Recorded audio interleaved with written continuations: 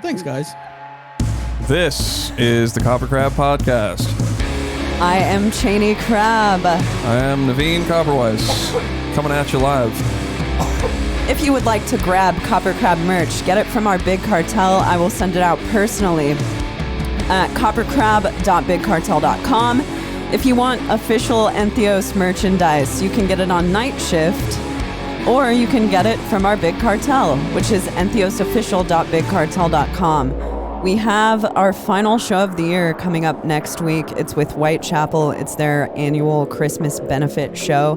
That's on the 22nd in Knoxville, Tennessee at the Mill and Mine, right? Mill and Mine. Yeah, That's right. And it's with Orthodox and the Guild as well. We're stoked to do that. We're shooting a music video at the show, so come and hang out. Be a part of history. Be a part of history. ENTHEOS history. All right, today on the podcast, we have 4 of the members of Warforged. You guys want to raise your hands as I say your name? Yeah, so roll everyone call. knows We who got to you do are? roll call here. So we've got Alex Damsky, Here.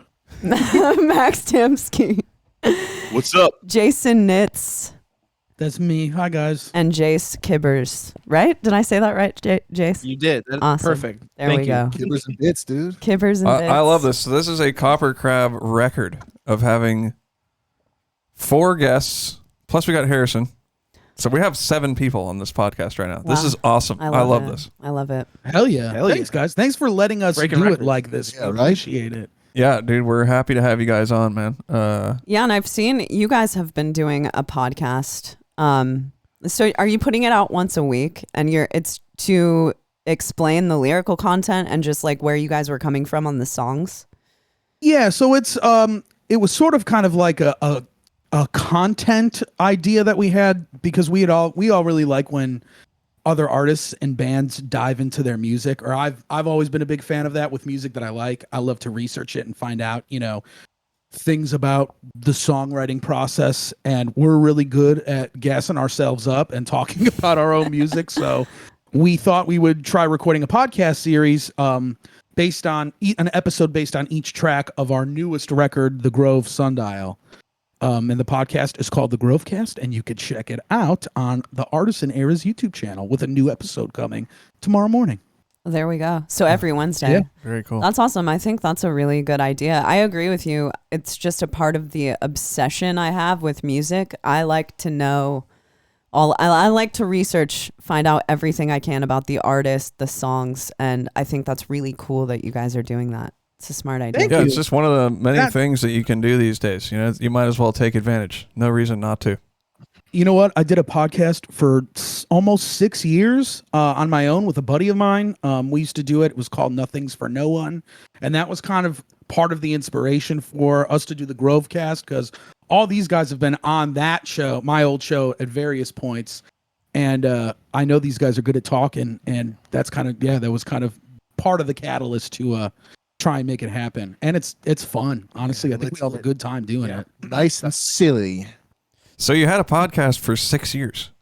Yep, Okay. I did. And what kind of stuff did you do on there? It was a show called Nothing's for No One, and it was with a guitar player in my other band, Roman Ring. His name is Bill Fay. And honestly, it was sort of like a life chronicle where we just sort of talked about anything we wanted. And it started with just what we liked, and then turned into us talking about music every once in a while. We would kind of pick like a genre and have a guest come on, and everybody would pick an album, and we would talk about the albums. Other episodes were just me talking mad shit. Other episodes were my co-host Bill talking mad shit. Okay. But yeah, it was kind of like a for fun thing, but it sort of turned into something that we were really stoked on doing for a while, and then we just didn't exactly have the time to keep it up because of our schedules. So Yeah. I know what you mean. I Yeah. mean, we've gone through periods of time where we've wanted to quit doing this podcast. Like literally the other day. literally the other day we were like, I think we're going to stop doing Yeah, it. we were going to stop. Yeah. I hit you up and I was like, we're going to stop doing the podcast. I was Yeah. like, we were. what's funny we were is like- we were joking about it, and we were like, this week we actually quit and restarted the podcast. in 1 week, and Harrison didn't even know about it. Yeah, we didn't even tell Harrison about Although I it. believe that when we hired on Harrison, we were like, hey, Harrison, we're probably going to try to quit doing this podcast. Don't let us do that. Yeah. So we forgot about that, apparently.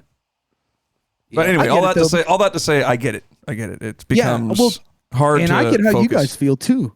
Yeah. You know, I know how it becomes kind of like a slag from time to time because sometimes there's just I remember there were days when I was like, I have nothing to fucking talk about at all. Yeah, I don't know what I'm gonna say today Yeah. on this episode. You know, so I get it. Sometimes there's just natural burnout that comes with it. You know, There's that, and oftentimes I'm like, okay, we've put hundreds of hours of ourselves talking on the internet. Does the world really need to? Do I really need to keep doing that? But at the end of the day, it's super cathartic to do, and it's something that I have really come to enjoy. Like, you know, checking in, especially now that we do it live on Twitch. It's like we have a common cast of people who we hang out with every Tuesday, and it's cool to do that. And that's what I said to Cheney. I was like, dude, think about our fans are called golden lobsters. That's what we call them. But we were like, think about the golden lobsters, man. We can't stop because they'll be brokenhearted. Yeah. hell yeah. Good for you guys. I'm glad you guys made that decision because I think it's cool that you guys do this show. And I think it's cool that you guys get to kind of leave behind this archive. Like there could be a kid 40 years from now that discovers ENTHEOS and he has they have tons of episodes they could go back and listen to and learn about you guys, learn about the band, learn about anything you guys have to say. I think that's cool. Like a post-apocalyptic bombed out house. Yeah. Watching YouTube. Like the Twilight Zone episode where the guy's like, I could read all the books forever, but There was like, time now. Oh, yeah. Yeah. It's time now. He's got headphones for this podcast and they break and then he's freaking out. No, they definitely could. Another thing I think of is that they can do those, you know, when they make an AI voice of a human, Yeah. like people that they made one of Jordan Peterson and then like they took it down because he was really mad about it. If you have hundreds of hours of you speaking online, they can compile it and make it into this AI voice because they have you saying every word with every intonation. yeah, and with every intonation, and you can just type stuff in and hear the person say it. So I'm still waiting on someone to make one of those of me because I want to do that. That'd be hilarious. Still waiting. And yeah, Jordan Peterson getting this angry at Twitter this year has been very funny, I will say. I don't go on Twitter. I know. So I I'm haven't. not aware. I'm Not really aware. bad at Twitter, so I haven't really kept up. I don't know what's You guys going ever on. saw that Yeah. up yours woke moralists video he did when he got banned from Twitter? Let's see who cancels Or who. Elon bought it out and did this whole video. I didn't see it. I bet it's great Yeah. Yeah, I'm sure it's It is great. really fun. We'll send it to you guys later. though. Okay. Yeah, We please can do. check it out in the post show. I have to say, seeing all four of you, I know that your vocalist does not live in Chicago, right? He lives, Correct. Yep. He Okay. lives in Seattle. but I'm getting super jealous that you guys have 4 members of your band who all live in the same place and can meet up. Are you all original members of the band, or did it just work out that you were like getting new members from Chicago? Technically, I'm the only original member of Warforged left. And it sort of started out in a way where we were kind of a band that was doing a little more stuff than a lot of bands were around here, and we were kind of getting other people's attention. And then it was sort of like, if one guy wasn't into it, you know, I could go on the air and be like, who wants to fucking play guitar for Warforged? And we would get a shitload of responses. But I actually have known Alex and Max since high school. I met them at a show that both of our high school bands played. Yeah. At Mojo's, I think, is when we yeah. first played together. And yeah, it sort of was like our friendships were really good, and I love these two dudes. And when it kind of came to the point where each of them had an opportunity to join the band, I don't even think do we even try you out? I tried out. We really tried. Yeah, I tried. No, I didn't get tried out. I just No, kind of joined. Yeah, you're like, I'm in this Pretty much. motherfucker. I was Deal with it. grandfathered in because I knew everyone in the band, so Yeah, yeah. they didn't want to hunt. So You divorced and joined the band the same day. yeah, I did. And Jace, remember I met you at a party at Danny's apartment. Danny Rodriguez, the singer of the band Through the Eyes of the Dead. Wait, and my other band, Erjani? Roman Reigns.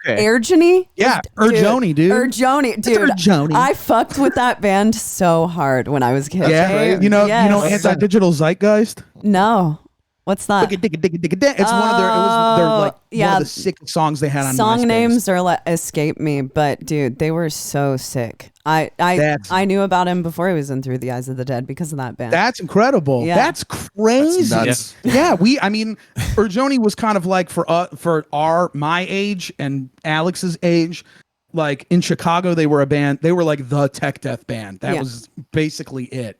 And we all were like in awe of what those dudes could do. And then when Danny joined Through the Eyes of the Dead, it was even like a bigger come up for him and everybody in Chicago because they were like, this guy from this awesome band joined a big band at the time, or what smaller of us thought was a or something. bigger thing. Yeah. And I actually, Danny's one of my best friends. I love the dude. Shout out Danny if you're listening. Oh, to dude, this. shout out Danny. I love your vocals, man. Well, see, I'm from Des Moines, so I kind of grew up loving a lot of Chicago, a lot of Minneapolis bands. Like Dead to Fall was one of my favorite bands. I loved all of that type of shit. Everest, and loved that shit. Hell yeah. Oh, wow. I remember Everest. Dude, I think that was one of Adam's bands. The dude that was the original vocalist of Veil of Maya was in that band. I believe so. Yeah. The guy that's in Skeleton Witch now. Oh, okay. That dude. Adam, I don't remember his last name. But yeah. The original Veil of Maya vocalist? That's what you're talking about? Yes. Okay, yeah. I remember that guy. Actually, Animosity used to play with Veil of Maya, like when they were kind of just opening shows. Yeah. And he was in the band still. And that's like when I met Mark and all them. And we did a tour. Nice. We did a tour with Through the Eyes of the Dead. Like actually a bunch of shows Animosity did. Way back. Oh, hell yeah. Did you play with them when Danny was the vocalist? I believe the vocalist's name was Anthony. That would have been the dude on their first album. Yeah, it was like in 2005 and 6, 7 at the latest. Yeah, that would have been their first full length. That's Yeah. definitely before Danny's time. A few years at least. Yeah, I remember when they got the new vocalist and the original guy left or got kicked out. Oh, hell yeah. Yeah. We actually did do a full tour with them, like in 2005 or 6, something like that. Oh yeah. That's sick. That's awesome. How long? I think Alex and I's old band we had an opportunity to open for Animosity once. Oh, really? We couldn't do it because it was like Tuesday at 4:00, and our parents wouldn't let us we had skip school and stuff. Yeah. Well, we turned it down. I thought it was at like Sound Lab or something in Mokina. Yeah, we were like, put this band on, man. We want them. We gotta have them. So it was. It was like the local guy. He's like, "You want to do this?" Because I think they couldn't get a local, and we're like, "No, we have school." All right. So well. I'm assuming if your parents didn't let you play, then your parents didn't let you go to the show, did they? No, we didn't go to the show. No, I don't. They think were usually cool with us doing stuff, but during the day with school stuff, they're like, "Nah, you got to go to school." Okay. I don't think we knew who had heard you guys at that point. I don't think we knew who you guys were. Okay. Yeah. But I just remember that, and I was like, "Oh, I knew it's who you crazy guys that worked were. out." I That's fucked with hilarious. Animosity. between the Buried Me show, and they played Colors in full. Yeah, that was a good time. What was the other saw band on that Animosity tour? I was there. Horse the band. Horse the band. Mhm. Yeah, Horse the Band. Hell and yeah. Another band I thought too, right? Yeah, it was Animosity, Genghis-Tron? Horse the band, and then there was this band called The End. Oh yeah, I remember them And from Canada. from Canada, and they had to go home. They dropped off like a couple weeks in, or maybe a week or so, and BT Bam got this band that they liked a lot from North Carolina called Giant. I haven't heard of either of them. Yeah, I've not heard of that band. Yeah, That was they an were awesome cool. show. They were like ISIS type stuff. Oh hell yeah. Yeah. Hell yeah. So they were Yeah, cool. Kind of a weird. Horse the Band's like one of my favorite ever, dude. Like Desperate Living is like their last record is like one of my favorites of all time, dude. Yeah. And I hated them at the time. I was like, this band's stupid. They have like stuffed animals on stage. Take it seriously. Yeah, I kind of And then, was 2 of years that. later, I was like, I oh, was hell of yeah. that mind as well. Like I was a little more serious metal guy. I was like that was kind of in my serious death metal height. I was like writing the Flesh Rot album on that tour, and like Horse the Band would play, and I'd be like, I don't know about this, man. This is joking stuff. But yeah, later on, like actually a year or two later, I had a friend who was like into them, and he was like showing me their albums and stuff, and I was like, they're actually pretty sick. And then a really good friend of mine went on their like world tour as the drummer, and I was like, yeah. Oh, John Carroll. Yeah, John Carroll. Yeah, respect. Yeah, We dude. should have him on. That new fucking Sawtooth Grin rules too, man. Isn't it really good? It's awesome. It's fucking awesome. Yeah. It is really good. so sick. I didn't know you listened to it. Yeah, it is I did. really good. I listened to it when it came out. I was like, "What the fuck, Sawtooth Grin?" Like, Yeah. I didn't know this was gonna be here. It was fucking awesome. very, very surprise record for Yeah, for real? 2022, man. yeah, dude. Yeah. They haven't released something like over 10 years. Yeah. And John is a freaking, he's such an awesome drummer. He's seriously one of my favorites and just a really, really awesome guy too. He's a sick drummer. He's also the sickest dude, personality-wise, in Earth Tour, the documentary that they released. He's like the coolest dude. Oh yeah. I didn't see He's that. so fucking funny in that, dude. Oh, dude, I've watched it like 6 times, dude. I fucking love it so much. Yeah. We got to watch that. We got Let's to watch watch that. it. Oh, dude, It's really cool. it's so good. That's awesome. Anyway, I did want to round up my point about Jace. Oh, yeah, I yeah. met Jace at a party of Danny's. I'm glad you brought that up because like I didn't remember when I first met you. I was like, when did I meet Jason? That night you had a contortionist intrinsic jacket on, and I was like, Yeah. what the fuck is up with that jacket? It was probably a hoodie, but yeah, I remember that Yeah, hoodie. That was a sick hoodie. And I But remember, that doesn't fit me anymore, fortunately. You can send I it had to no- me. Yeah, I think this is small. Perfect. but yeah, I met you there, and then after your band Brother Remains was done, I hit you up directly, and I was like, what do you think about? And you were like, yep. And I was Remember like, that. okay. Well, and and Warforged and Burn the Remains had played a show together too yeah. before that point. That's Yeah. what I thought. I thought we might have met at that show, but I guess we met before that. I met you at a party before that show, and then we played that show with you guys, and then we had already known each other, me and you, and Adrian and I had watched you at that show, and we were like, yeah, he's very sick at guitar, and yeah, the rest is history, man. Yeah, awesome. Good stuff. So Adrian, Yeah. that's your old vocalist, right? Yeah. Correct. Yep. Or Yes. how long have you guys been a band, first of all? Since 10 years. 2012, yeah. Okay, wow. That's a long time. That's awesome. It is a very long time, yeah. Fuck, For us, man. 10-year anniversary. 10 years. Oh, yeah. 10 Congratulations. more years. Thanks, guys. I guess we didn't even realize it because we're so busy. The benefit of what you had said earlier about the 4 of us being here is a really good thing for us because we're able to do so much more together and get a lot more done rather than everybody being spread out. Right. I mean, I'm it's just thinking of all the cool stuff. Like, I would personally like to practice often as a band, but, you know, because of the way that our band is set up, we can only practice as a full band right before we go on tour or play a show. And the idea of having the band all in one place, to me, is just like living the dream.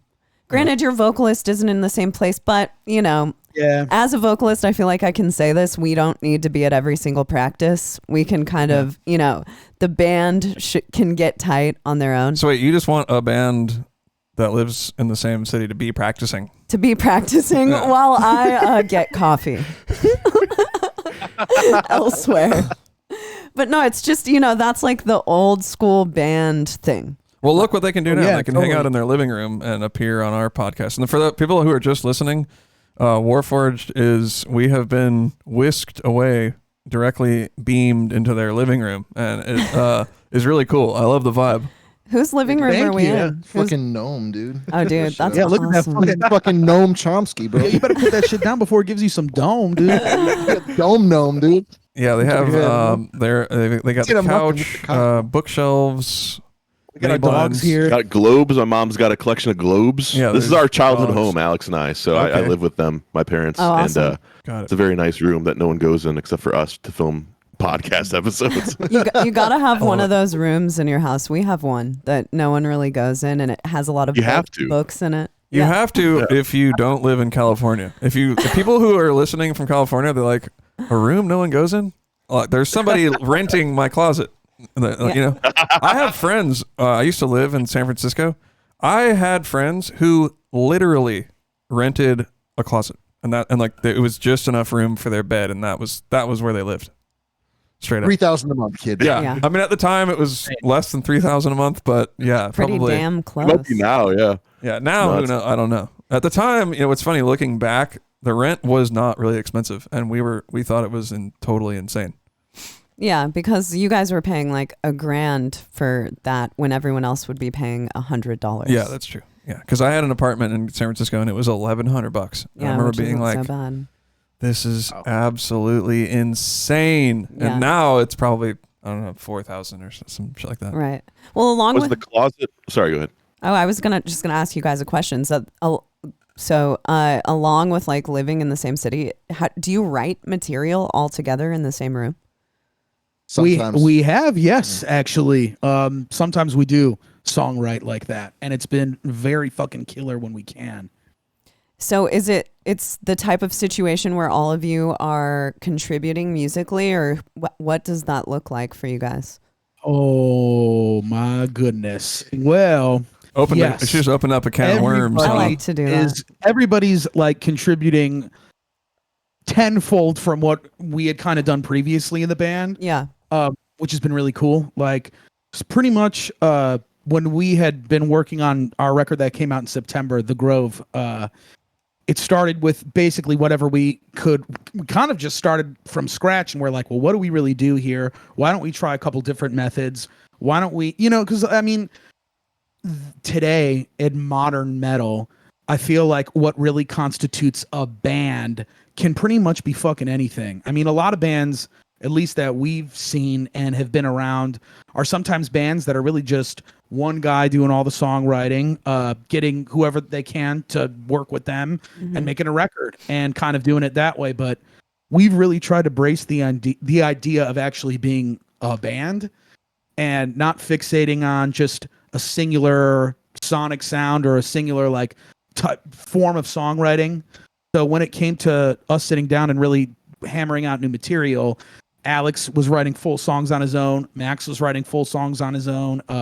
Alex and I started writing all kinds of lyrics. We were getting in the room together and we were jamming on songs and wrote some completely that way. And yeah, it's definitely been very, very rewarding, I think, for everybody in this band, more so than, at least for myself, more than I had ever anticipated it to be. And it's sort of the creativity and the songwriting process, all of that, to me, that's like my favorite thing. And that's what makes me happiest when doing this type of stuff.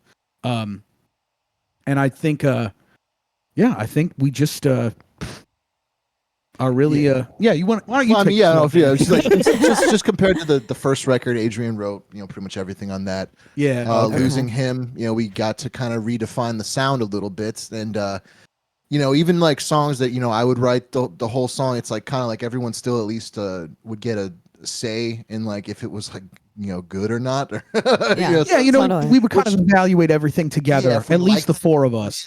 Yeah. So it's like, compared to our first record, it was kind of like, this is the blueprints. You guys are going to play this. And it's like, floodgates open once he left. And it's like, let's just go straight at it and write whatever the fuck we want to write, man. That's pretty cool. So did you guys always get along doing that? Or was there some heat here and there? But you know what? Honestly, not nearly as bad as I had anticipated. There was definitely like many times Alex and I were screaming at each other. Screaming. Me screaming. I was screaming at Alex for sure a couple times, which I probably shouldn't have, but I like to get very passionate. I just shake my head. Yeah, whoa. Piss you off even honestly. Not really. There would like if I would have a suggestion, I would try and throw it towards Alex's way. And at first, I noticed our relationship with that was sort of like Alex would be like, very fixated on. It's kind of like demo-itis. When you listen to a demo so many times, you get so used to the way it sounds. Yeah, that happens to me for sure. Happens to me. Yeah, and I think there was a lot of that in our band, and I'm a big proponent of pushing out of that. Because I would bring ideas to Alex and I'd be like, this, the last good example is the last song on our new record, Painted Heart. There was like a whole different section and towards the second half that didn't connect as much as the first half. And I was like, this kind of just sounds like you guys all shot it down. Yeah, we were all just kind of like, this isn't really it. And Alex wasn't, but that was one of those smoother moments. And I think he presented a different idea than after that. And we were all on board for it. But there were moments where we were working on songs in the room and like definitely I was yelling at Alex at our practice spot when we worked on Pathetic Wish, remember? When we were restructuring that. It's a song that's coming out next year. And nice. it's cool because still at the same way we've been able to be more prolific than ever. And like we have an album that just came out. We're going into the studio in 2 months to do another album. And yeah, we still have more music written on top of all of that. So it's been really really good, because the more we're able to communicate like that, I'm not screaming, and we're able to kind of streamline this a lot more. And I think it came with sort of the trust that we all built for each other. And yeah, it's really cool to me. That's awesome, man. You guys, I noticed you do have a cool, unique sound, and I feel like you guys and myself in particular sort of perceive metal in a similar way. Like, you don't want to hear, like, I don't want to hear the same thing over and over again. You know, I want to make something that's like, absolutely. I want to make something that's like twisted and has a little bit more personality to it, I guess you could say. And what's that? Kyle from Fallujah's in the chat. We just Sorry, it's nice. Just followed. followed you guys. Hell yeah. I mean, that flesh rot record, just what is it? Dementia Dyslexia? Is that what it's called? That's what it's called. That was like, that was like a kind of a big deal to the band. Dude, like, when we first started. Like, Adrian and I used to bump that record like fucking crazy. So that is, it's a good record. I bought the CD the day it came out at Rolling Stones in Norwich, which is a very popular store. Damn, that's what's up, man. That's awesome. Thanks for that. Yeah, thank you for it, dude. That was big for the beginning of the band for sure. Yeah. So that project is the complete opposite of what you guys are talking about. That's me just doing it all by myself, and which is cool. But it was definitely an experience. Like, it's cool when you have a band, because you can be like, "This is sick, huh?" And I did that whole album completely alone. So I would like finish a song, tracking it, and I'd just be in my studio, like hella rocking out to it, like, this is sick. But you know, there's no one else there to think that it's cool. And I'd be like jumping up and down. That's the best part of making music, though, dude. Absolutely the best part. You finish a demo and you're like, "Fuck yeah!" Yeah, you know it's gonna be good. It's just like I actually have a memory of. There's this one song on there. It's called "Programming the Herds," and it's like I know it.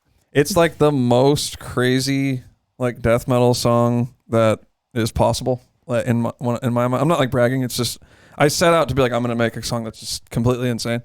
And I remember like I spent I think like 2 days tracking the guitar, and I was like, all right, I'm not gonna listen to it until it's done. And then I like just hit play after the guitars were tracked, and I was listening to it like, holy shit, this is so fucked. And I was just like jumping up and down. And like I used to have these speakers that I got at a yard sale for like $5, but they were pretty sick. And I had them like I had my studio monitors, and then I also had like these, you know, like shitty ones that your mom would have or your grandma. Yeah. The wood ones. I had those in there too. And so like I had them on a little switcher box thing that I got at Radio Shack. And so when I would be done with a song and I'd want to like really crank it up, I would put those on and just fucking crank it up and be like, yeah, because they actually sounded pretty sick. But that is anyway, the best feeling. Yeah, that is definitely awesome, the best feeling. Yeah, that's a fun feeling when you get that done. You're just like, and then you listen to it all the time on your own. Yeah, you're like, and you're like stoked on it. Like, I know this is sick. I don't care if anyone hates it. I love it. You know. Yeah, honestly, the thought of it like coming out for other people to hear, it didn't even enter my mind. Like I was just like, this is sick, and that was it. I was on to the next song. You know, pretty much of it. Yeah. Well, I really that part of writing a record is so fun, and I still feel that way with the record that we're putting out next year. It's like right now it's still ours. We can just like hold it so close and dear, and there's been no judgment cast on. No one has heard it. It's just ours, and I love that feeling of being able to drive around in my car and just listen to shit that I'm super proud of that I've written, and it's still mine. The world doesn't have it yet because once it hits release, it's like it's the world's now. It doesn't even really belong to us anymore. It's kind of everyone else's, and then you start the process over again. But how many times a week you jamming it? Oh, dude, at least once every other day. Yeah, I would say over the summer I was the same way with the Grove Sundial. I was like listening to it like 3-4 times a week, just taking a walk and just playing it back and forth. That does fucking rule too, man. Yeah, we're like you're like, I can't wait for people to fucking hear this. I know. I love it. Sick. Actually, I jam it a lot until usually. So when you turn it into the label, and they're like, here's when we want to put it out. And you're like, that is so far in the future. They're going to have fucking flying cars at that point. 10 years from now. So usually what I do is I listen to it a lot and then give it to the label, and then I just act like it doesn't exist. So I don't jam it ever. But, Can I ask you guys a question? yeah, let's go. Yeah. What do you guys think about the kind of state of music we're in like that? As artists, I guess from the artist perspective, where it's sort of like, you put out a new record, you make a new record, you turn it into the label, they give you X amount, whatever the time period is until it's released. Like, I find that for me, I always tend to get like, sorry, my dog's in the way in my leg. He's like an 85-pound dog, if you could see him. It looks like an ottoman. Yeah, he's basically like a big fluffy ottoman type of deal. But yeah, anyway, I wanted to know, like, what do you guys think about, like, how, like, from the process when you turn it into when it comes out, is there a point for you guys where there's a time where you're like, I've lived in this music already, I'm now, or do you ever get the urge to want to do something else, like something else, like start new music? We do even that. if it's already turned in. Well, we do. We've already started. There's probably like, I don't know, if you were to look on at any point in time, there's like 5 songs on my computer. Yeah, that are just for sure. Either in demo form or Guitar Pro or whatever. Well, and Jason, what you were saying, like what you were saying about how you enjoy writing and that's your favorite part of the process, that is exactly how Naveen is. And Naveen, that's one of the reasons that it's been easy for us to scale our band back to one person writing all of the music, because Naveen does operate the best that way, because he exists in such a flow state with music that it's always coming out. And it's been hard in the past for people to keep up with how much he writes. So it's like almost hard sometimes for other people to have input on our material, just because Naveen writes so much. And, we're the two people who write for the record. So when we live in the same house together, material can go like very quickly and come out very quickly. So yeah, we're always writing. And I mean, I have lyrics for the next thing that we're doing. That's what we do, Yeah. I mean, how do you guys feel about it? Are you? Yeah. When we had the Grove Sundial ready, we had a whole other record ready as well. And we wanted Artisan Era to put it out as this giant double album. They were like, why don't you guys split it up? And we were like, okay, deal. Yeah. So we split it up, and we ended up writing more songs for it. A little bit more. And that's what we're going to track in February. Tim will be flying out from Seattle and we'll be doing that. But Alex and I have just got, as of a few months ago now, we got done October. Doing pre-production for all the lyrics and all the vocal demos for our singer to listen to and sort of get in his head. Yeah, because I'll demo out like all this. Like I'll demo out guitars, and then it's really funny because I'm the bass player. But like when I demo out the shit, I always just use like MIDI bass because I don't want to be bothered to play the bass part. Because the demo's just to translate to these guys what it's supposed to fucking sound like. So I'm like, I know what it sounds like. I don't need to fucking play my own parts right now. I'll just do the guitars, and then we'll write the lyric. Well, like this time we wrote the lyrics together a lot of times. Yeah, Alex. I would demo out the vocals, then we'd send together. it. Yeah, and then we send it to Tim to fucking nail into his head. But yeah, so I was just like, the demos are all at my house in my fucking stank room. We have more ideas after this record. I mean, it's the same thing with us. We have already been talking about releases. After the release, after the record, we haven't even recorded yet. Like Jesus fucking. Yeah. Cheney and I are the same way. We're kind of thinking about just trying to maybe put out an EP pretty shortly after. I would like to. Our album comes out in March, and I would like to put an EP out at the end of the year. Yeah. But I mean, I also think that the music industry is in this place where it favors people who are who write that quickly and who put out music that quickly. Big time. Albums. Yeah. I really feel like it's funny that you actually brought this up. I was have you guys ever met Wes Howe from Alluvial? Oh yeah, we've known Wes for a long time. Probably like Wes 10 or 12 shit. years. Yeah. And we connected with them pretty strongly on that Rivers of Nile tour we did earlier this year. And Wes and I were texting each other the other day, and he's like, dude, he was like, the album cycle definitely does not feel like 2 years anymore. He's like, it almost feels like it's 3 months until the industry is ready for something next. And it's sort of like, well, yeah, think about it. Like, think about when you watch something on Netflix or Hulu or whatever the fuck, and it's like a mini series, and it's the craziest, sickest thing you've ever seen, I always find myself being like, all right, well, now what? Like, what's next? Yeah. Exactly. And we live in this, I feel like, time where there's all of this content coming out of the woodwork, like there's so many streaming services, so many new shows, new movies, new music, everything. And it feels like, I think for metal bands, I do hope they catch on, because I've been noticing in other genres of music too, where it's sort of like, artists will drop 2 albums in a year, or they'll drop, singles throughout the entire year. Or, you look at a band like, I don't even really listen to them, but like King Gizzard and the Lizard Wizard, and they put out like 3 records in a year or something crazy like that. It's nuts, but I really think that that's what's sort of the most important thing right now, or at least what a lot of people are looking at. And I kind of am happy that that's the case. Me too. Instead of, it's like, what's wrong with more from your favorite artists? I agree. I love it.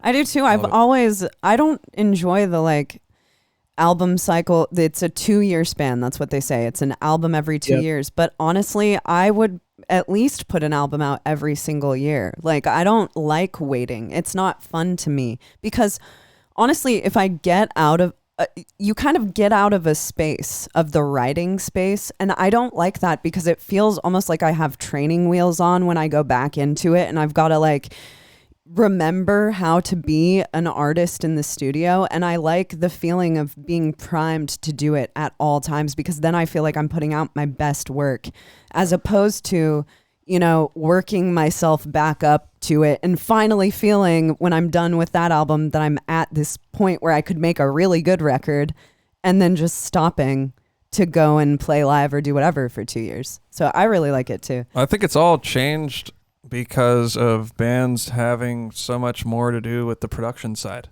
Yeah. Like before, like when Animosity was a band, it was like no one made demos that were anything other than put a tape recorder in the middle of the room. Yeah. So it was a lot harder to, it was a lot less efficient to make material that quickly. Like, so at that time we were cool with, putting out an album every couple of years. But once I got into production and making, meeting people that did that on their own, I was like, this is what's up. You just fucking chill at your house and just make music all the fucking time and whatever. And so I think the music industry is now starting to catch up, because so many people are doing that.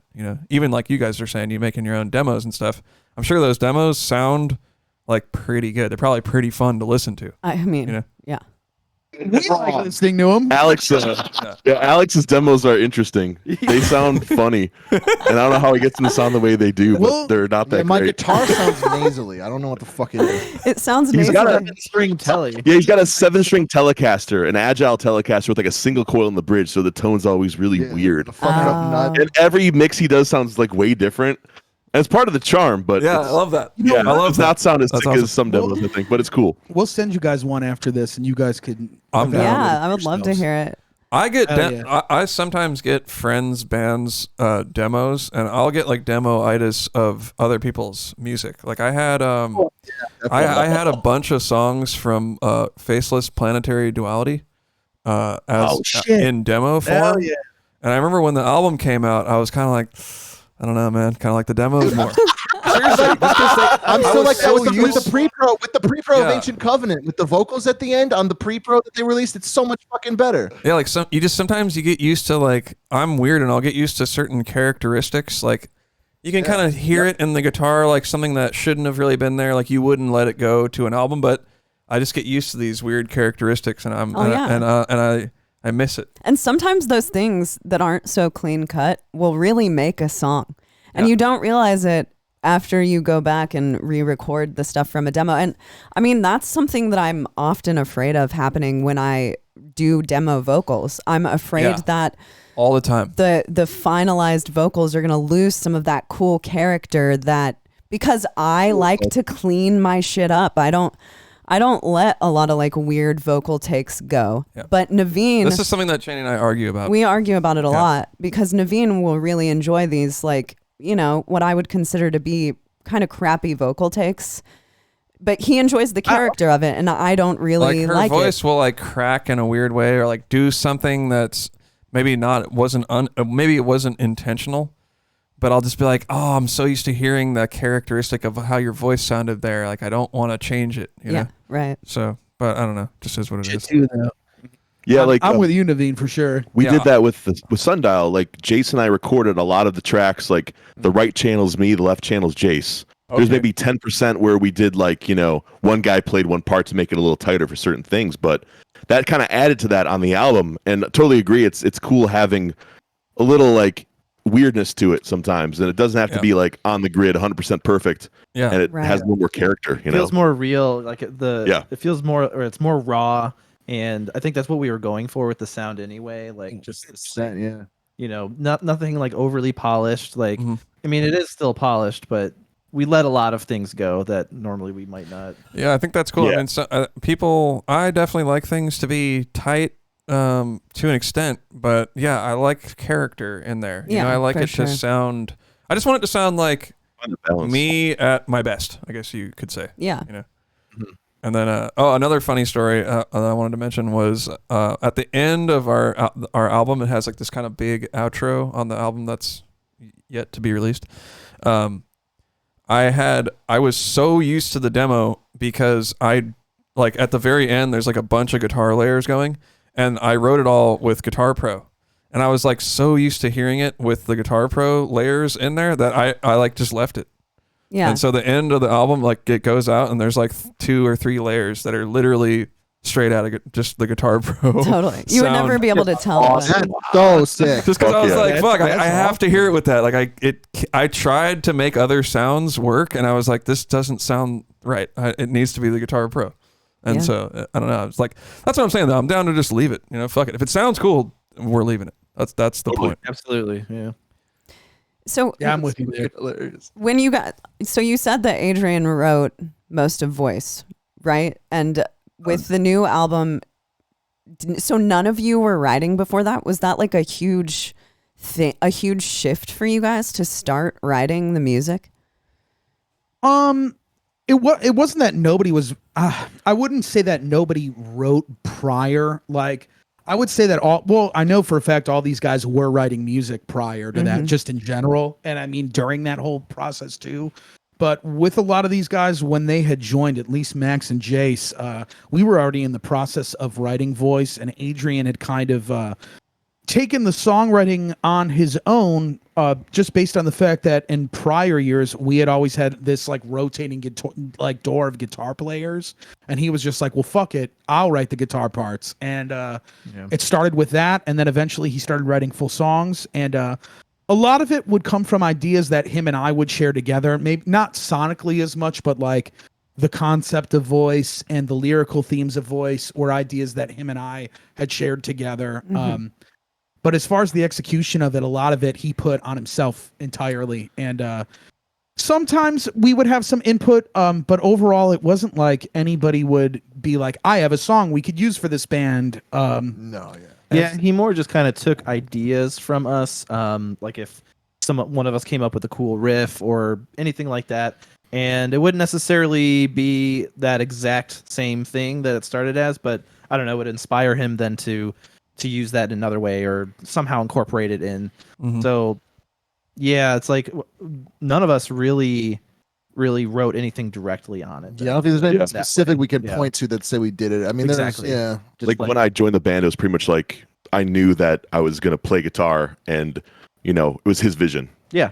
So that was spelled out at that point of the band's career. It was like, this is how it's going to work. So when he did leave, it was kind of like, we can all kind of do this now, however we want. So. Well, and the new record to me, like it sounds like the same band. Yeah, it doesn't sound like there was this gigantic shift where, it's essentially people writing full songs who weren't writing full songs before. It sounds like the same band to me. So that's very interesting that that's how it worked out. You should tell Reddit that.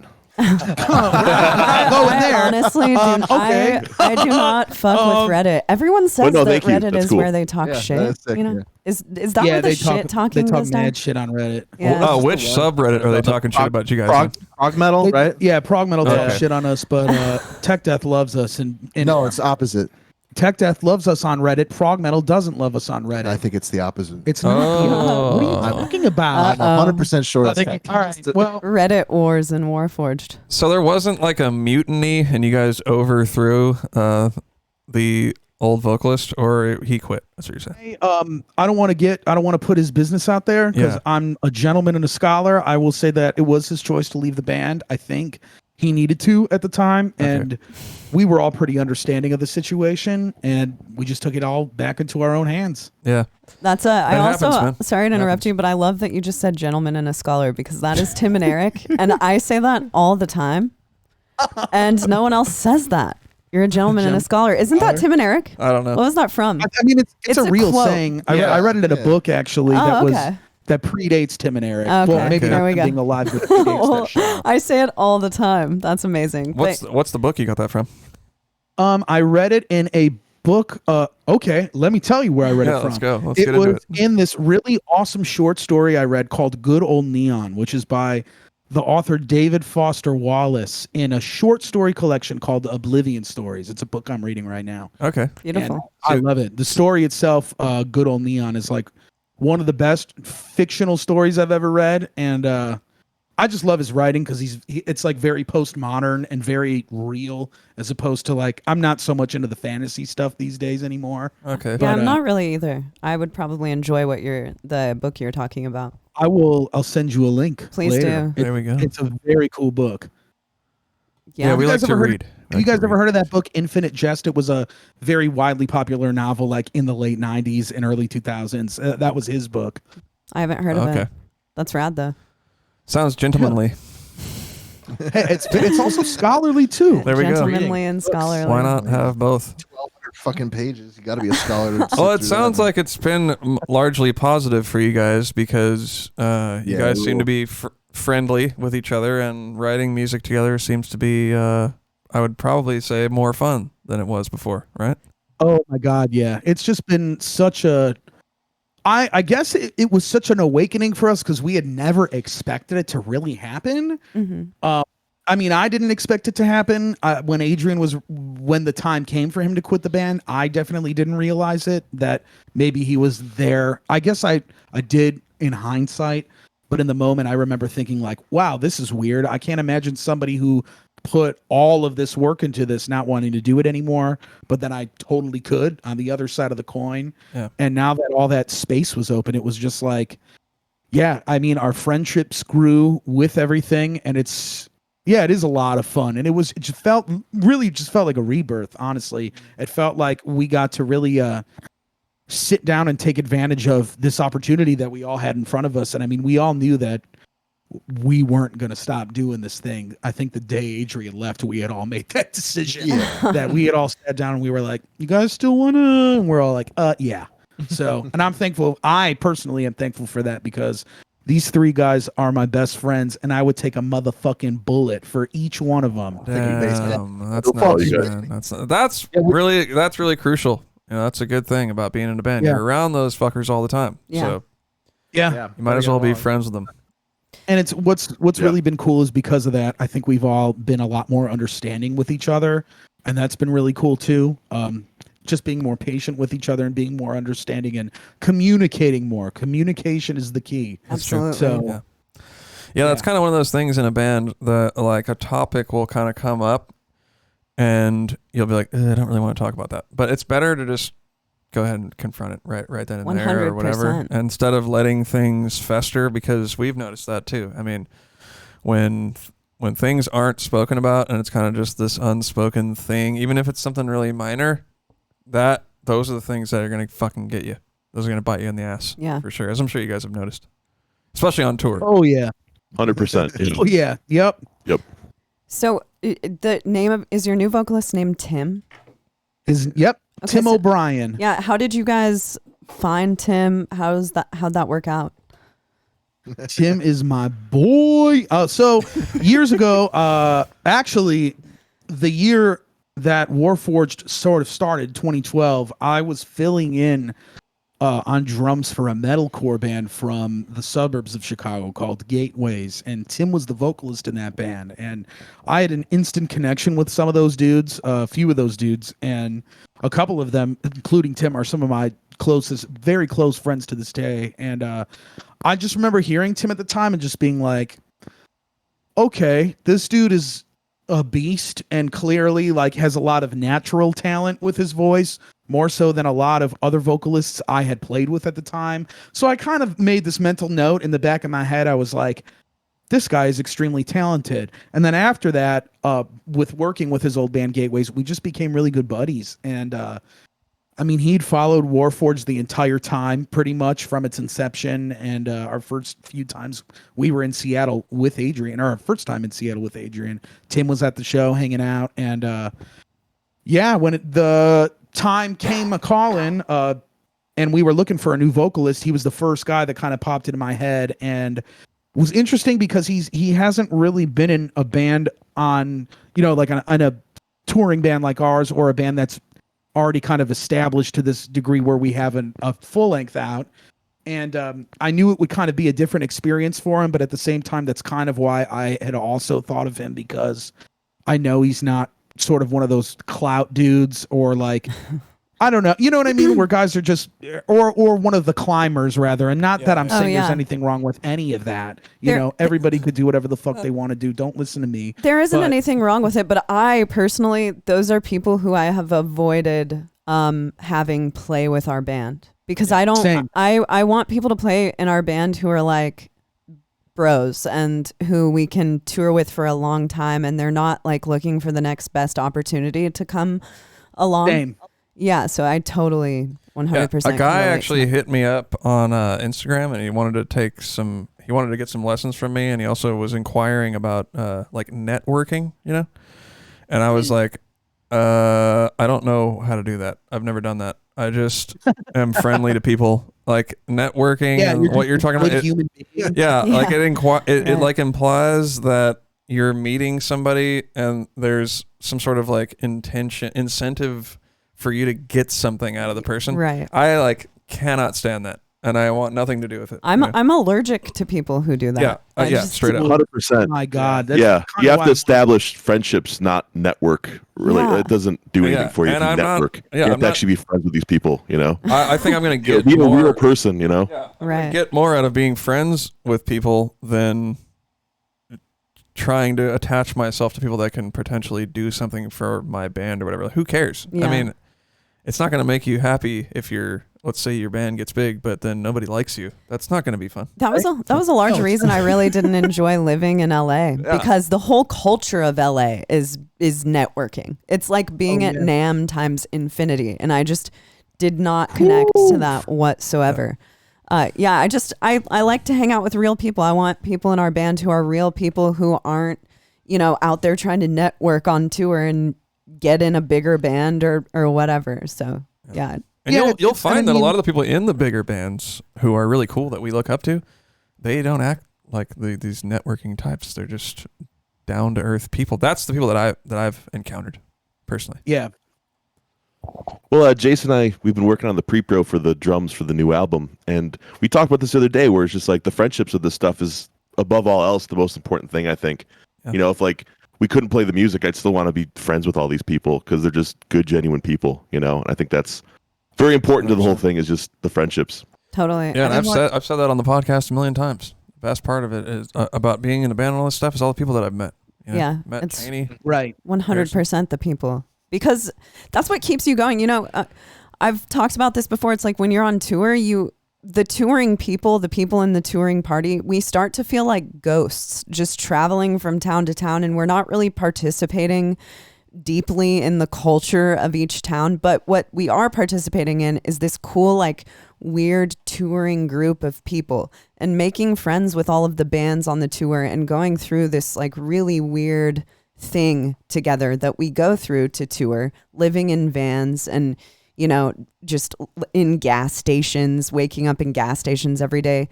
It's so cool. And there aren't many people on earth who can relate to that. So the like fabric of being in a band and of knowing people, that's just my favorite part. it's, I feel like I can relate to people in bands more than anyone else in my life because we've been through the same shit. Same. Totally. Yeah, how fucking fun is it to like hang out with the other bands on off days, dude? That shit, like, Oh yeah. those are like the best days, dude. We went to a fucking water park once with Inanimate Existence in Oklahoma City, and we all got fucking. Well, me and Max got really sunburned, but it fucking ruled, dude. And we played like fucking water basketball. It ruled. Yeah. That was sick. Got ice cream. I got voted best swimmer in the band. Yeah, he rules at swimming. Yeah, dude. people don't expect it because I'm a fat guy, but like I used to take Buoyancy. so many swimming lessons when I was a kid that it's like you don't forget that shit sometimes, That's and true. I was doing laps around motherfuckers. Dude, we were all floating down the lazy river. Remember that? And this like 17-year-old lifeguard kid, he was like, "Yo, save some pussy for the rest of us." And we're like, "Dude, we're just hanging out, bro." Yeah, dude was lucky that 4 fat guys 8 times bigger than him Jump decided to try. Fucking leg up to the knees, bro. But it's also Oklahoma, and it's like you never know. Who knows what somebody would do there? Because Tornado's gonna fuck your house up anyway, so fuck you, bro. So wait, he was mad that you guys were hoarding all the swag? Is that what you're saying? So we were, and have you ever gone to a water park and done like one of those lazy rivers where you hell get yeah. in Yeah, a I've tube done that. and you just Hell lay yeah. down? Yeah. So we were doing that and holding hands because we wanted to not be separated on the lazy river and enjoy it together, right? Of course. And this kid lifeguard was just like, he comes up to us and he's like, like full grown ass fat dudes with their shirts off, and he's like, "Yo, save some pussy for the rest of us." And it's like, "What? Yeah, okay, dude. Like, yeah, all right, we will. We'll save all the pussy for you, kid." We did stick out though because like everybody there was like fucking like either like a mom and a dad or like a fucking kid. So it's like, what the fuck, dude? Like, I know. That was a It good was time, weird. though. But A lot of fun. I do want to speak on what you guys said there. I think that's sort of like our MO these days is we really enjoy the relationships that we get to make with other bands on the road, and we really put a high value with just making sure that we get the time with those people, and we give them the time too. Like I like being social on tour because if I'm not, it drives me fucking insane.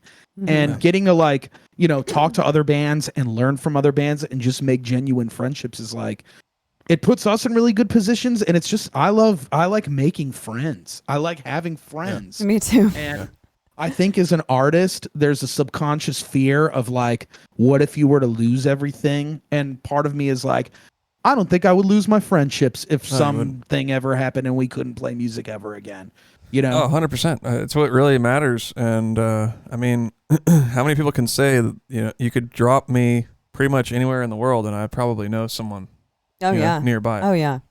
And that's, Hell yeah. I mean, come on, that's way, it is really cool to make music and stuff, but the music comes and goes. And I mean, for myself personally, I've been in bands that were doing a lot, sort of big or whatever, touring and all this. And then I've had times where I'm not in a band at all and I'm just a normal, living my life. But I've always maintained friendships through it all. And it's all people that I've met on the road. And like, there's nothing like it really. No. Hell yeah, It's a good time. So don't network is what I'm saying. Don't be a douche. Don't be a douche. But I think we were getting into talking about Tim when we got on the networking sidetrack thing. So Tim flew out here. It was funny because we were already considering him, and I hadn't hit him up yet. He actually hit me up because he was in town. His sister has a 2-year-old niece, and he was coming to visit her. I believe she's 2 now. I could be totally wrong, but Tim was flying out here to visit her because Tim was originally he lived in Chicago. Well, he lived in a suburb called, I think he was in Des Plaines earlier, right? Before I want to say or his fam. Yeah, Maybe. better than we did. He came back out Whatever. here, and Chicago. I actually met him because he was staying out in Des Plaines, and he was just like, "Yo, like I'm in town, like we should catch up and just like grab a drink or something if you're free." And I remember like the day he was in town, I was just exhausted, and it was raining, and it was shitty out, and I like messaged Max, and I was like, you know what, fuck it, I'm gonna go and meet this dude and see what's up. And Max was like, I think that's a good idea. We were just getting in a good story right there. See if it comes back in a second or two. Is it us, you think, us? or is it them? Or are we on Twitch? That always happens to us. Yeah, we don't know. It's us. It's us for real? Oh, that means we're going to have to stop the freaking Twitch. Oh, that sucks. Okay. Well, I might have to edit this podcast, huh? Yeah, probably. Maybe not. I don't know. We'll see what happens. We're still recording though, right? Yeah. On OBS. But we're not live So we anymore. have no internet. I don't know. It's not telling me that we don't. Yep, we went offline. This internet just is straight dog. We gotta get. Let's get new internet like yeah, today. I know. Like yesterday. Yeah. Yeah. I can't believe we just went offline. That's Oh, so we were having lame. such a good I know. podcast too. Oh, there you guys are. Oh, Are we back on? Oh God. All right, that's not so bad. Wait a minute, they're gone again. Son of a gun. Son of gosh damn. Yeah, we went back live and now we're offline again. I think. Oh my god. Just don't exit. Like, really died this time. Okay, well, what should we do about this? Could we just turn the internet off and on? We could try that. Yeah, we could do it. Yeah, we could do that. Let me go do that real quick. Dun, dun, dun. Wait. I have it on here somewhere. I think it's on your second page. Second page. All right, let's just get that going. Oh, wait. Do-do-do-do-do-do, ba-da-ba-ba. It seems to be saying we're going back live. There we go. Waiting music. It's actually having a really good time talking to those guys. I know. This is a great podcast. Cheney. Oh, we're still recording though, you say? Yeah. Well, yeah, we need to keep recording the podcast. All right. You guys are going to have to listen to this little... Janie. Okay, I'm gonna reset. I think we might be back on. You're going to restart it? Well, we're still disconnected from Discord. We're still on... We're on Twitch. You're going to restart it? We're on Twitch? Yeah. Can you restart their feed in the Discord? Yeah. Sorry, you guys. This is straight We're garb. back. We just had a tech Straight diff. garb. So wait, if everybody loses it, they have to rejoin, or does it just pop back on for everybody who was watching on Twitch? It's kind of strange. We don't know. Yeah. Nobody knows. It's one of those Yeah, they can mysteries. see and hear us. We're back.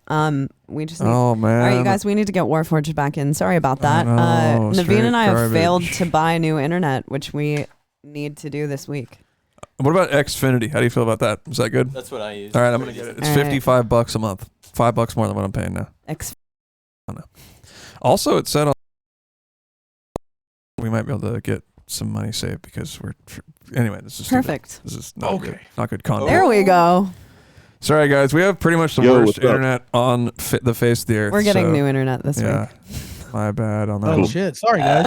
No, it's our fault. All right, ours. let's continue the story. So where did we cut off? You were talking about how Tim flew out. you were about ready to. Oh yeah, so Tim flew out here. We met up at a bar and we had a conversation, and he was totally... First he was pretty like, holy fuck, I can't believe Adrian had quit Warforged, and then it was sort of like, I was like, I haven't talked to anybody and I like you and you should do this. And he was like, let me think about it. And then like throughout the night, we just kept talking about it more and more and more, and he was getting more and more excited about it. To by the end of the night, he was like, yeah, I'm pretty sure I'm down. And then like the next day, he was like, yeah, I want to give it a go. And I'm like, all right, cool. So we had this really cool chance to work with him. And, you know, we had sent him songs we were working on from Sundial. I was sending him lyrics that I had written. We were sending him audio that we had recorded, like the demos. And he was really into it. And, you know, we just ended up really hitting it off with him. And then when he came out in January of this year to record the vocals for Sundial, he just fucking crushed it out of the park. Like everybody in the band, like none of the guys were too familiar with him other than myself.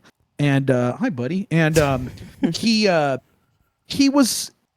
came in the studio, and I knew the guys like had heard him before because we had previous, you know, songs that he was on and previous bands. But once like he started recording songs that were ours and seeing everybody's reaction, they were like, I could tell that they were sold. Like Max just had a shit-eating grin on his face, like most of the time while Tim was tracking, because he was like, I can't believe how fucking good this dude sounds. And yeah, it's definitely been interesting because it's like that, you know, everything we've done has been a big learning experience for Tim, but I think it's been really cool and it's been really rewarding for us. And I just love the dude to death. And I'm happy he was down enough to do our band, and that he's here with us. So I just wish we all wish he lived here and not in Seattle. But you know, that's how life goes sometimes. Totally. But you got 4 people there, and it's like Warforged. Oh yeah. If you guys, if you don't name your 4th album Warforged, we fucked up. We didn't name number 3. We didn't name number 3 ENTHEOS. Yeah. You got 10 Theos if you last that. We got 10 Theos. Oh shit. All right, there we go. That's 10 Theos. Because we also missed ENTHEOS, which is for the second one. So still the opportunity. Music market. Frank thought of that, by the way. I didn't think of that. Shout out to Frank. All right, so we let people ask questions in Discord. So I think we've probably been doing the podcast for like an hour at this point. Do we know how long we've been going for? About an hour. All right, so we're gonna have Harrison ask some questions that people have dropped in the Discord. Cool. Yeah. So first one's from Got Thal. And they're curious. What's up, dude? Curious about what albums you feel built the anatomy of Warforged. Woo, today, we'll speak on Sundial. I mean, definitely like writing shit. From my perspective, I was trying to like make sure it was really important that the riffs were like catchy. So I think like, you know, I don't know, Symbolic and Sound of Perseverance by Death are like the catchiest death metal riffs of all time. So like that was a lot of inspiration, or like Gateways to Annihilation by Morbid Angel, or like Hate Eternal stuff too. That would be like my answer. I would say what inspired kind of like the pitch I had for this idea of the Grove, which is sort of what we call the era of the band we're in. Our next record is called The Grove. Almanac. Sundial. Almanac is kind of the second half of this piece that we're creating. And it was very, very heavily inspired by like, not like kind of approaches like by bands that I listen to a lot, like the 1975 or Brockhampton, where it's sort of like you're looking at this creative lens and not just thinking, how do we only incorporate one kind of sonic palette and adjust it, as opposed to like really just going on all 10 and trying all sorts of new different ideas that we hadn't done in different colors, different vibes and whatnot.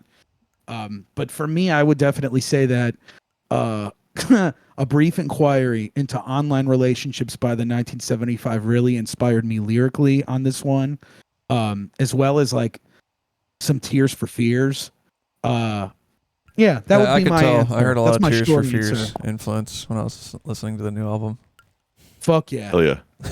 Yeah, I think for me, like the way I approach songwriting has always been, you know, like metalcore, where it's like the song is like 3.5 minutes long, 4 minutes long, in one scale, and that's it. So for me to write a Warforged song, I just turn off that and just try to write in not a scale and just write whatever weird shit I want to play, and that's been working well for me, just to try to think differently. But not really a direct like band influence on this one. It was just kind of jamming on my guitar and just trying to think differently. Yeah. So I like how a lot of the songs flow together, and there's like just certain weird stuff that happens on the new album. Like I think it's track, I'm bad with song titles, so I usually just know the number. Good. But like 4 into 5, you guys like did this kind of like blast beaty choppy thing. I was like, man, that is so cool. I wish I thought of that. Yeah, that was I wish sick. I thought of that. That was really sick. Fuck yeah. This is, I have to say, it's fucking insane to hear that come out of your guys' mouths right like in this moment. That's fucking nuts to hear you guys say that. Thank you. Yeah, no, it's sick. Well, I think that we kind of shoot for, like Naveen was saying, I feel like we probably, if we talked about all of this, we have a lot of things in common. Like we also are way into the idea of a whole album that runs together. Like, you know, we like our songs to flow together. We like prog. We like prog that's catchy, but we do like to do like cool prog shit and not stay in a scale and, you know, just go into weird spaces. But still be like heavy and scary and all that stuff. Yeah. So. Well, that brings us perfectly into our next question. All right, from Lincoln Lord. Well, hold on. I want Jace to say what inspired him on this album. Oh, yeah. Oh, geez. Okay. I was going to try to skirt around that. I don't know if I have a good answer. What about for your solos? Yeah, I mean, honestly, the same thing that like Max was kind of saying. I mean, the solos that I wrote on the album, I was just looking at because Alex had pretty much written a majority of those parts. I think that I was like writing the solos on top of. Definitely. Maybe not in Hymn of Broken Teeth. I don't know. I don't know that could be a toss up, but yeah, either way.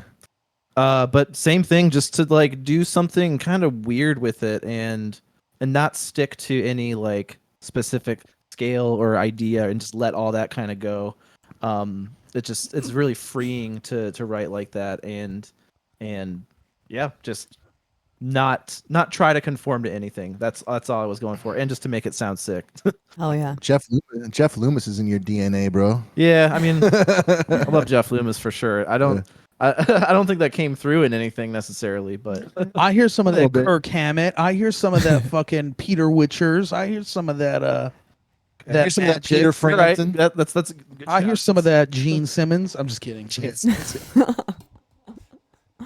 Hell yeah. But Anyway, with the next Discord. Next question. Next question. Lycan Lord asks, is there such a thing as too proggy? No. I mean, you know what? I'll speak on that for a minute. Yeah, I think there is. I think that like it depends on what your context of prog is, though, because I feel that in 2022, the term for progressive music is kind of like prog isn't. I feel like it also brings a sonic with it, like a sound with it, as opposed to just like the notion of it being naturally progressive music. So Yeah. I think if you go too off into either of those directions, sometimes maybe it could be too much, but that would be my personal answer. So, I would but at agree. the end of the day, I really think it's all subjective. So, I don't totally know. agree. I mean, you can go like way out there with prog and have the craziest shit, but I've also heard people call metalcore prog. So it all exists and it all exists Kind in of a like this catch-all. scope Yeah, of- the term something that means isn't absolutely nothing. on the path. Yeah, Straight up. to me, prog is like Zappa. That's what it's like stuff like that. Right, yeah. Just like 70s, 60s prog that kind of goes wherever, and it's really weird and bizarre. But I mean, it also there's a bunch of prog DM that might not like be totally that bizarre and exist in that prog space, but it exists in this progressive death metal space. So it's all in context. For me, I've always had sort of a problem with the term because it started to indicate a genre of music Yeah. where that doesn't make any sense. Right. Because any music that comes out that is doing something new is by definition progressive. So I've always felt like I've made progressive music, but it's not like prog sounding, and it doesn't do the kind of cornerstone progressive items on a list. You know what I mean? That is true. So I remember that always used to like trip me out. It's like, it's not a genre. It's just you're trying to Right. make something new. That's progressive. That's Yeah. Dude, I love that. Philosophy. It's a I philosophy. love that, man. Yeah. That's like that's exactly how I internalize it, Yeah. where it's like, don't think of it in a sense where it's like, oh, I'm adding a bunch of parts that sound like a Between the Buried and Me Yeah, song. exactly. Right. You're now a progressive songwriter. I'm like, think outside of the box, Yeah. challenge yourself. Mhm. Yeah.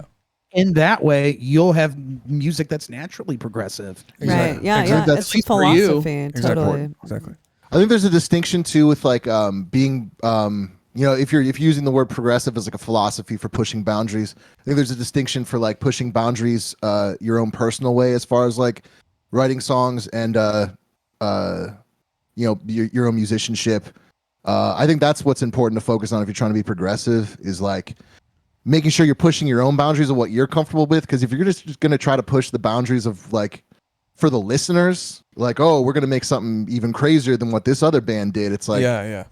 you're not really being honest, and most of the time I don't really like that kind of shit. Yeah, I me think neither. Yeah. you gotta be. I think that's like the most important thing. But yeah, I mean, as progressive as a philosophy, no, I don't think you can really go too far in music with it. Just do what you. I mean, it's not always gonna land, but like, just do what you got to do. It's not always going to land, but there's totally going to be that one guy who lives in, Antarctica who really resonates with that weird prog album that no one else likes, but he likes it. So there is something for everyone. It just depends. Are you making something that makes you happy?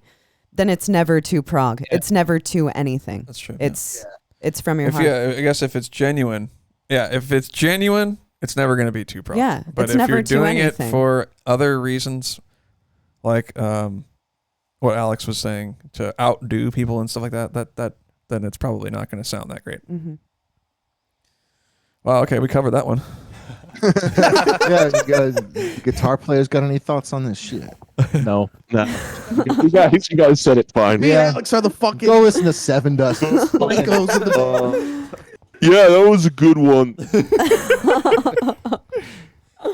All right. Next up is from Hay Fever.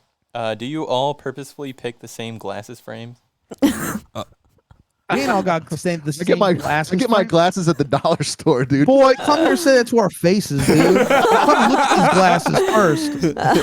My vision's so bad that if I was drafted in the army, they would kick me out because I can't see anything. Dang. I'm blind pretty much. So Wow. So I those got are my frames at America's Best though, because I'm cheap as hell. Hey, me too. yeah, Zenny optical, man. Yeah. You got yours at America's Best? I've had these for like 3 or 4 years. I totally would assume you would do Zenny Optical, and I'm sorry that I did that. Whoa. Dude, America's Best was going to cost me $400, so I said, What? Holy go to hell. And I went on Zenny because my prescription's so bad. So Yeah.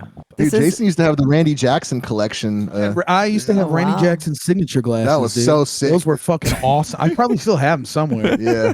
I gotta those were bust them out tight. sometime When- soon. With weren't a prescription. Weren't they crooked because you accidentally walked into a pit or something? and I got had them hit? for years, dude. Those things had been run over by cars. They had been thrown. remember the ones you had that were permanently foggy? Oh yeah, the fog lens. Yeah, everyone's like, oh, your glasses are foggy. dollar store glasses. Yeah, well, I have the reading glasses, Holy whatever shit. that is, nearsighted. That's farsighted. Well, yeah, farsighted. Yeah, I Yeah. got that one. So I just buy my reading This glasses. dude doesn't I just even buy know his reading own glasses from the fucking dollar store. They're prescription. $1. I know my prescription. I get those. We used to egg him on to like fuck up his glasses live, and people would think it was legit. You know, like he's That's $300. So sick. You remember that? No, I You don't. stepped on your glasses at one show. You bit your glasses at another show. Like when you first started. I don't doing think shit. I must have been fucking drunk, dude. I don't. Probably. Yeah. There's a couple shows in Warforged history that I'm like, I don't remember being on stage. You definitely crushed glasses on stage like a long time ago. I remember it. Okay, well that's pretty sick, man. That's cool. Bring that back. How do That was a- your drunken performances go? Are they good drunken performances or do they suck? It depends. It depends I on think how it did. drunk. I mean, there's fucking there's 2 shows that I remember specifically right now that I don't remember, but I remember not remember. But me and Jace were both really drunk at Topeka Death Fest. Oh yeah. Which was kind of shot. So we were just out hanging out with that band Atme. Oh, dude, they're we were from, just we love talking them. about Kansas City. Atme last Yeah. week. Yeah. Was, We're fucking- was Macabre there too? We fuck with Atme so hard. Yeah, Macabre was there. Yeah, they Naveen, played you've after worked us. with them, Yeah. right? Naveen has on Yeah. two Yeah. records. I'm old school Yeah. with that band. That's right. That band rules. and Yeah, then awesome Craig, dudes. Craig That like band fucking rules, and we were partying with them like in the parking lot all fucking day. We played at like 12 o'clock at night. We got there at like 3, and we just got like a bunch of beer and liquor, and we were drinking in the parking lot. And I remember we were like about to go on stage, and like Jace is like warming up. He's like, I don't think I can play these parts. Yeah. I play these I parts. was so drunk that like I couldn't move my fingers, and I was just like, "All right, well, this is gonna suck, and I'm just gonna go up on stage and just flub this completely." Yeah, it was Shout out to fucking Flub. sick. shout yeah. out Flub. Damn. And then there was one really early on in like 2014 that I don't even like. It was a similar situation. We were like in Champaign, Illinois, and I got like really fucked up, and It's on the I don't nose. remember being on stage I at all. remember that whole night, bro. Yeah, I mean, I remember later that night. That was a wild ass night later. It was fun. That was when Rich threw up. He was like, I remember. Yeah, we don't need to get into that here. Anyway, what was the original question to this? Your Can we guys' get glasses. in fucking- Oh, the glasses. Okay, Yeah. so we already. it was a gag Okay. question, dude. Gag question. I like that. I hope there's more gag questions because you guys know how to handle Speaking these. of gag- You guys know how to handle these We're a rogue gaggy commenters. bunch, dude. We're a gaggle. What's the next one, Harry? I mean, anytime you want a gag question, you just go to Ben's questions. Ben. Ben Tolls. Ben. Oh. I like to call him Oh, Ben Ben's Towels. Ben in the Yeah. chat. Ben Towels is He his was name in the around chat. here. I don't know if he's. Yeah, still we there. call him Ben Towels too. Yeah. Oh hell yeah! Well, he wants to know what Jace's current Donkey Kong Country speedrun time is. You know what it is? Which follow-up question? Which one? The first one, second, or third? Do you know all 3? No, that's a gag question. I can't speed run those games, but I could probably beat the third one in like, I don't know, give me like 2 hours. That's not a speed run though. Wow, that's impressive. Yeah, I watched. He's good. What's that one character? Shitty Kong? You Oh, call him? yeah, Shitty Kong. Well, it's actually Baby so Kong, the right? third one. No, it's not even baby. It's Kitty Kong. Oh, That's the one. 64, right? Yeah, I maybe. think so. Yeah. Baby. Yeah, in Donkey Kong Country 3, it's Dixie Kong and Kitty Kong, but everyone calls him Baby Kong. He's like the worst character basically, and I just call him Shitty Kong. Yeah, every time you're playing it, I remember you in the van, you're just like, oh, I got Shitty Kong. Yeah.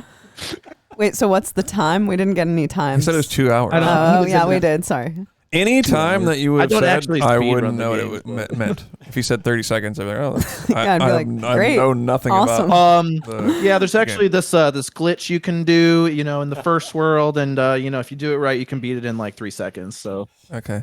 Well, why don't you do that, man? I made that up. Oh, fuck. That's how speedruns I'm glad you told me that. It's you have to find a trick. I'm glad you told me that because I was about to go tell everyone I know at every party I go to from now on about that little hack in Donkey Kong and just sound like a total idiot. No, dude, my friend told Say me. it anyway. That'd Cheney be would- sick. Cheney would bank that for one day. when it came up. 100%. Yeah. I like busting out facts like that to people and they're like, what? Oh, Wow. yo, you got to hang out with Jace for a day then. Jace He loves knows more facts. facts than anybody. Hell on the yeah. fucking Really? map. All right, let's go. Let's Alright. hear a fact Yeah, right I'm now. always doing that. Give us your top 2 best facts right now. Oh god, I'm put on the spot. I need some context. Chernobyl facts. Are Yeah, give me Okay. Chernobyl facts. Tell me something Chernobyl about a facts. Geiger counter. Well, do you know how a Geiger counter works? There we go. That's a fact. There we go. Do I? I'm Bingo. probably gonna get this wrong because now I don't remember exactly, but or at least like the original kind. I'm sure like more modern ones work differently, but it's something like I think there is actually a tube in there, like a vacuum tube, and somehow it's detecting like anytime there's like some sort of radiation coming through, like that's what it picks up. I don't know. That's a terrible explanation. Next. Harrison knows. I can tell by the way Yeah, he's looking Harrison, at. you know. I can just tell by the look in his eye. Harrison was nodding his head at Jace. Like, you guys were connecting on Okay, some okay. can't see each other type Yo, shit. fuck. That is sick. Fuck yeah. Harrison, what's up with it? You know about this? That's basically it. So it's like radiation can pierce through vacuum tubes. So when the vacuum tube senses that there's stuff in there that shouldn't be in there, it's radiation. All right. Cool. All right, I wasn't too far off. Harrison, can you play guitar? I can play guitar. Okay, man. Well, you're our new fact guitar player. Jace, get the hell out of here. You're out, Jace. There's a new Alright. fact guy in town. Yeah, man. All right, I think we're ready for our next question. Q bomb. All right. Next one's from Progwog. Uh-oh. Said, your Grovecast show is really cool. Love hearing the stories behind how all the songs came together. Do you guys plan on continuing to do a podcast series? Oh yeah. Oh yeah. I think we're gonna do it for everything we put out. We were talking about already. So, or at least some type of video format where we get to sit down and talk about it. So I don't see why we wouldn't. But I think. Well, I mean, just to throw it out there for the context, the Grovecast right now, we only have 9 episodes filmed that we're doing in this series, and I think one more we're gonna do for now. And I kind of am calling it in my head season 1. So season 2 will happen when the next record is out. So I think it's good, man. You guys are charismatic and you guys get along great. So Yeah, and I was Why listening. not I was talk listening about to it earlier. You guys are good at describing, how your thoughts and feelings during those moments and what the songs are about, and it's a great idea. thank you. We appreciate that a shitload Hell for yeah. real. Especially it means the world to us because sometimes, we're always trying to think of ideas of things we could do that still make us happy. Yeah. And kind of, because you guys know that it's like these days, it's like we're artists. We want to make and play music. But today's day and age of being in a band, you also have to be a producer, a creator, anything. You put on all these different hats. And that was really an idea that came out of something that would still make us happy while we were still, putting ourselves through some type of different working experience. And I think it went really well because of the fact that we all like the songs and get along with each other and just have that chemistry. So yeah, I think thank you. That's probably another bonus to writing together as a band. That you guys actually have more to talk about there, whereas before it would have been like, so how'd you feel when you wrote this one? Yeah.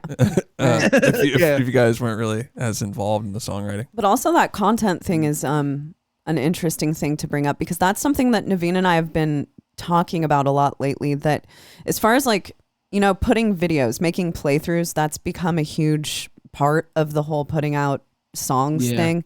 And that's something that we've like learned to love lately. It's become like an art form. Wow. It's a separate art form in itself. And we've both learned a ton about making videos and, you know, lighting and just on what it takes to make stuff that looks super good. And it wasn't something that either of us, I think, were really in love with for a while, but it's lately just become something that we both have fun doing and actually really enjoy. That was a That's hump to get over. awesome. Yeah. Still, That's really still cool learning. to hear, because we've definitely been in that, I think, in that realm too, where we're just kind of like playthroughs, but you know, we still got to do them. We're still doing them, and I'm always looking for ways to find those types of things. I always try to go for the creative angle. Yeah, absolutely. And I just think it makes it more fun. Agreed. 100%. Yeah, I mean, it's another way to expand your creativity. That's the way that I look at it.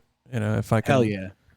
I mean, I don't think I'm at the level with making videos the same that I am as making music. And at this point, I've been doing videos for a lot less time, but I think as it goes on, Your guys' stuff looks awesome, though. I mean, we Thank you. saw you guys. I made everybody last Friday, I made everybody watch the Heavy segment on YMH Live, and Oh we got my to watch you God. guys. Oh no. Yeah, so Sorry for that was crazy. I always try to make them watch Heavy segments whenever I get the opportunity, just to see who could like, basically to see if Alex could handle it. But even he'll tap out, and I'll tap out. That at bummed me certain- out. You know, I was Yeah, like, I don't mind the violent stuff isn't as bad to me, but the sex stuff is like Oh, it's just really- it's awful. in poor taste. You know who tapped stomach out? turn. You know who tapped out? I told Alex this, but my mom was watching that to see I our couldn't video. believe that. That's She was like, mortifying. she Oh was my texting me, and she was like, "I can't believe that you like this. First of all, Yeah. and like, I don't know about this." And It I was just really like, bad.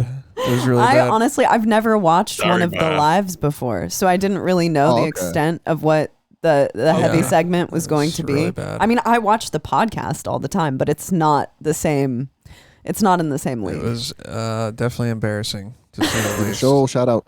But yeah, But it was nonetheless. incredible to be on the show. That's funny that you guys We're, watched. That's we're actually fucking gonna ruled, man. put that we made like I cut like a drum and guitar video and like edit it into the video that Cheney did for that like death metal Christmas song. I think we're gonna put it out.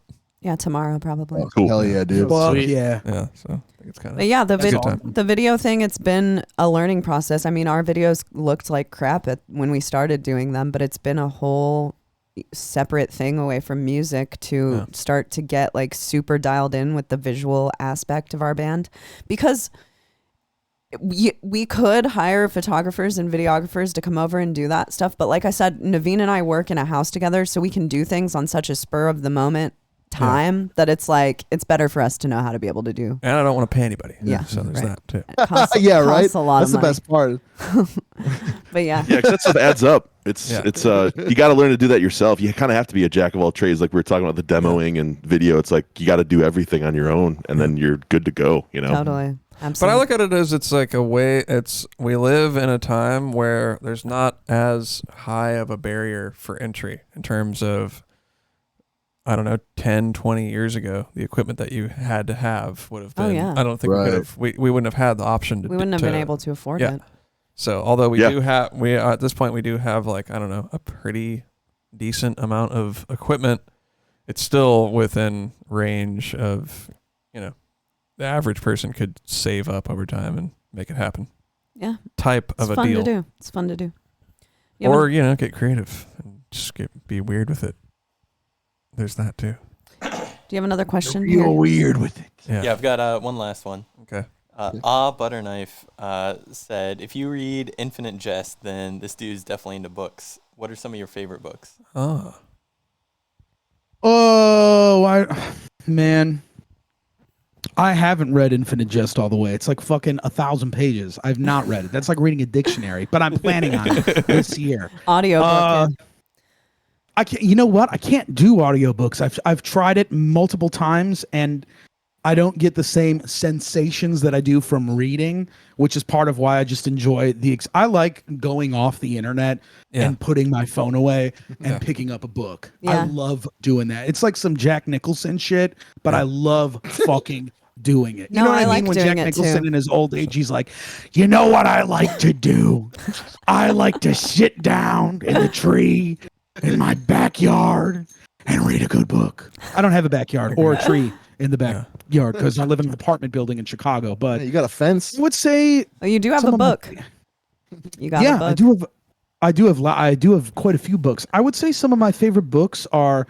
There's a really cool abstract kind of horror book called House of Leaves. That's Oh, really yeah. good. It's House by of Leaves. I believe the author's name is Mark Danielewski, and it's similar. Like it's written in like a postmodern style, so it's kind of like if Infinite Jest was like a fucked up horror interdimensional mystery type story thing, but it's not like super fantasy driven. It's a really interesting book, and if you're into that kind of shit, I'd recommend that book. I also really like The Giving Tree by Shel Silverstein. Even though it's a children's book, I think it has one of the most beautiful messages about connecting with people in it. And I think if any adult hasn't read that, you should fucking stop yourself for 5 seconds and just read it. Because it only takes a minute. I also, I'm going with those two for now. That's What do you good. like? Brown Bear by Eric Carle too. I like, who's it? I've never read that one, but Seen it. add it to my list. He's a billionaire. You've seen it. Yeah, you've I seen it. have. He's got cool illustrations in there for sure. Yeah. Oh, What do you yeah. like, I think Harold so. in the purple crayon. Dude? Jesus. Kids books. Come on. Yeah, I definitely encourage people to take up as many things as they can that have to do with being offline, for yeah, sure. totally. Yeah, I've been Big like time. getting more into cooking and I love a lot cooking. of different things. Going for a walk. Yeah, just Hell yeah. I think Cooking and walks. yeah. Yeah, walking The rules. best. Dude. Yeah, dude. Go for a walk every day. Yeah, I do too. I try to cook every day too. I also love cooking. Yeah, so I love cooking. agree. I'm there with Yeah. you. What's We've- your specialty? Deep dish pizza, bro. I can make a good deep dish. Oh, dude. Wow. Oh really? shit! All Yeah, right, make sure Jace. it's like pizza. Jace is seriously like an amazing chef. No, His no pizza- cap. Jace is. That's amazing. Yeah, his fucking pizzas rule, dude. For Yeah, real. yeah, yeah. I mean, I Damn. like making pizza. Like over the pandemic, I got into like bread baking and shit Okay, like that, like love everyone that. else. And yeah, I don't know. I just like to just make whatever. Like I just try to use whatever's in my fridge that's about to go bad, and just try to make something good out I of love it. doing that. It's like being on an episode of Chopped in your own There you go. kitchen. I love it. Yeah, yeah, right. Then you got to get creative with it when you have like limited ingredients to work with, and you're just like, I have this, this, and this. What can I make? Raisin and Brussels sprout casserole it is. Yeah. All right. That might be kind of Onions, good actually. boring. Yeah, I man, want to add that cooking my is the favorite best. book is the instruction manual for the Mesa 2-channel rectifier. All my favorite books are Is it instruction good? manuals for Mesa amps. Oh my It's Good God. one, man. I love Yeah. it. chapter in that book. The part where it talks about how the tone controls affect the Ah, control after it. Yeah, Yeah, the rising action. the treble control, how that works. Great climax. Yeah. It's Yeah. like you can relate that into life in some way, right? Some sort of metaphor. If I knew more about Probably. it, if I knew more I'm not about, witty enough to think of it right now. if I knew more about what you were talking about, I could try to do it, but it'd take me a while. You guys ever watch any Alexander Payne films, like About Schmidt or Sideways. Sideways or like Nebraska or anything? I like saw that? Sideways when I was a kid, but you know what? I was reading about Jack Nicholson and About Schmidt. Someone said that About Schmidt was his last great movie, and I It's a was really good fucking thinking I movie. need It's to awesome. watch it. Yo, it's It's not great. streaming anywhere. As a gift from me to you two, I will send you guys $3 for the YouTube rental. So you two could have a movie night and check this out, because I will tell you, movies about the small victories in life, they hit home for this guy Yeah. right here. Absolutely. All right. Love it. Well, that sounds great. So check out all those Yeah, books, hell and yeah. also everyone go watch About Schmidt. Yeah. Well, I think that would probably be a good place to end it. Totally, What are yeah. you thinking, Cheney? Yeah, let's end it. Thank you covered a lot- guys yeah. so much for being on Yeah, the we got- podcast. I'm sure we'll do another one together. You guys are great guests. Yeah. Yo. Thank you, Totally. too. Thank you. We Thank you, really guys. appreciate it. Also, we just want to plug that we dropped a new single like 2 minutes ago. So go check Awesome. that shit out. It's Oh, something shit. a little different. Awesome. We'll play Okay. it. We'll play it in our post show as Yeah, well. yeah. It's up on Hell YouTube yes. or Spotify's or what? It's only on Bandcamp right now, exclusively for free download, and we have the music video live, I believe, right now on YouTube. You could go check it out. Okay, All cool. right, sick. One of the It's a really cool song, but it's something very different that you may not expect. Beautiful. Awesome. I love that. Well, yeah, thanks. I wanted to thank you guys as well for coming on the show. Yeah. And it's Thank cool. you guys for having us. It's cool talking to Of course. like-minded musicians. And hopefully we can tour together at some point. Yeah, I hope so. That would That be would Yeah, fucking That would be rule. amazing. Love If you that. tell us the day, we'll be there, Hell kids. yeah. For real. All right, You let us everyone. know. We're always down. Fuck yeah. All right, everyone, go check out the new Warforged single. What's the name of it? Enpo. Awesome. Check that out. Check out Grovecast tomorrow. What song are you guys going over tomorrow? Self-destruct seminar. The song with the skipping at the end. Oh, Yeah, hell the yeah. one that you mentioned. Yeah. Love it's a it. sick song. Awesome. Can't wait to listen All to right, it. you guys. Thanks again. Yeah, thank you We'll- guys. we'll Have check a you guys great out night. next time. Thank you so much. Love, y'all. You too. Peace.